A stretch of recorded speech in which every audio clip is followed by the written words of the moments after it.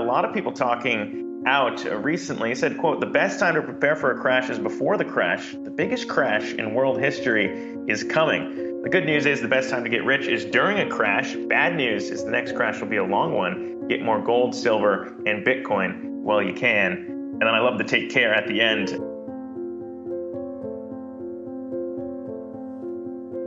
Robert, good to be chatting with you again, man. I like the take care there because it's optimistic, right? People do get rich off crashes. Some people who timed it after the sell-off last year were able to profit in the recovery here. But talk to me about what you're watching and what has you so concerned about what could spark the biggest crash in world history.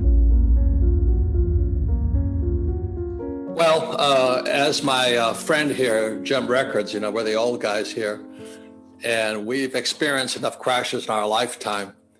But what Jim says is quite accurate, is the next crash is basically an avalanche waiting for the last snowflake.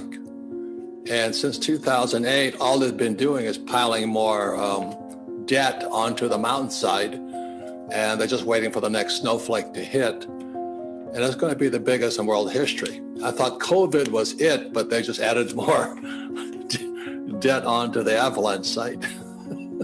Yeah, and continue to print. And we've seen kind of concerns about how we get out of that debt pile. And it sounds like you're leaning into Bitcoin and gold. We've heard a lot of traditional investors leaning into Bitcoin as a hedge.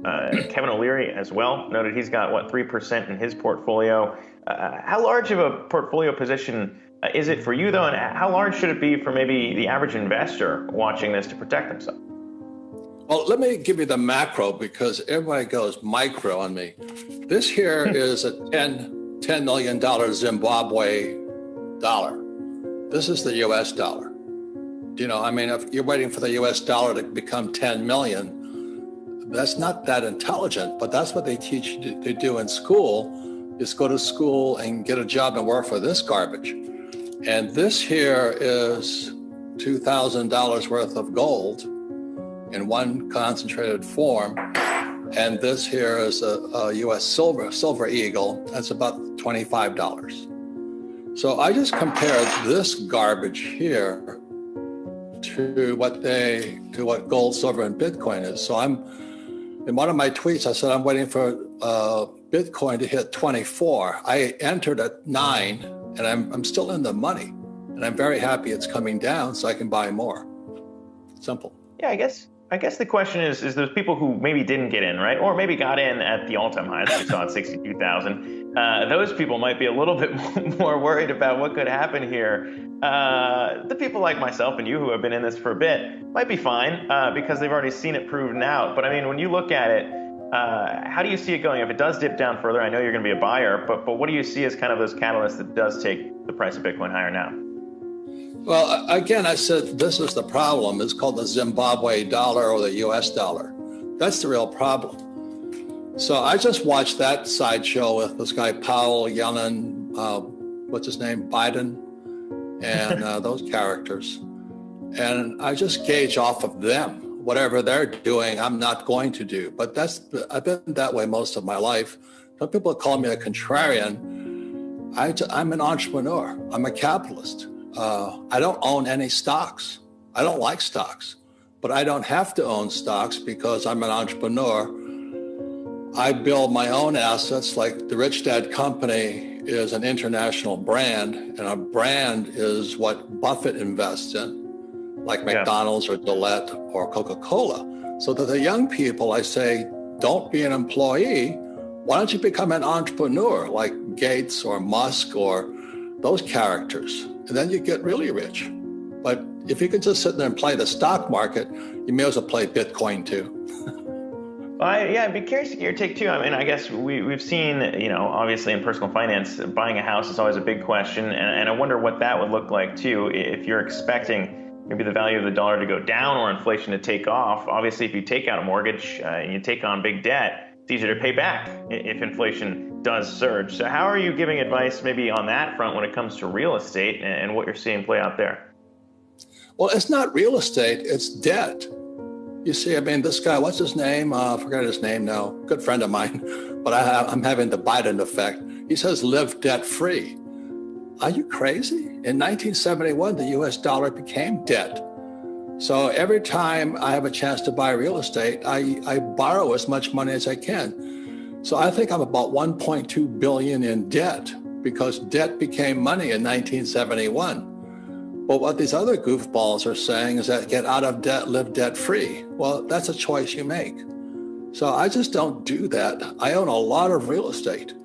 And every month I make millions of dollars a month in cash flow, and I pay no taxes because the tax system incentivizes people who use debt. So everything they teach you in business school is a bunch of BS. I mean, the real guys like Trump, I know Trump's not popular, but he's a good friend of mine, and we're in debt up to our eyeballs and we pay no taxes. So that's what we teach, and it's different than everybody else. I'm not saying having a stock portfolio is right or wrong, but there's other alternatives you can do. Just open your eyes and see how the rich are really getting richer.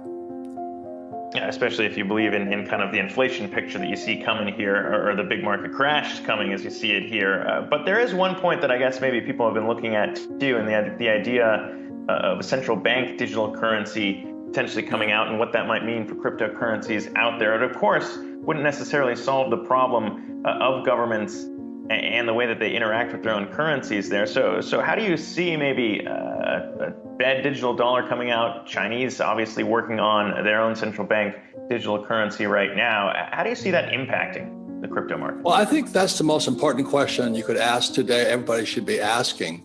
It's just not if, it's just when does the yuan become crypto, when the dollar become crypto, or the Fed coin? And then what will that do to the banking system? I hear all kinds of wild predictions. I'm not saying they're right or wrong, but I just keep an open mind. The same with Bitcoin. When it was 20,000 and FOMO, everybody was afraid of missing out. I just waited till it crashed. So as soon as the Fed coin comes out, I'm going to wait for the next crash. And the next crash may be all those banks that you guys are advertising as handing out dividend checks right now. One prediction I hear is that when the Fed coin comes out, you don't need Wells Fargo, you don't need Bank of America, you don't need Goldman Sachs anymore, because we'll be completely communist. We'll be 100% central banking, central planned economy. So that's what I'm watching right now. And I don't know which way it's going to go, but I think we'd all better pay attention to what happens when the Fed coin comes out. Yeah, we've seen, just to wrap up here, I mean, we've seen some bold calls before, world's largest crash in history. I'm going to classify that as pretty bold. But if you can hone in on maybe what it looks like, the timeline of it, how quickly you're expecting something like that to happen, if you are expecting runaway inflation or the crash, I mean, how big are we talking to be the world's biggest, and how quickly? Well, that's another speculation. Is it inflation or deflation? I think it's deflation, because you just can't keep printing money when it crashes. But I'm prepared to go either way.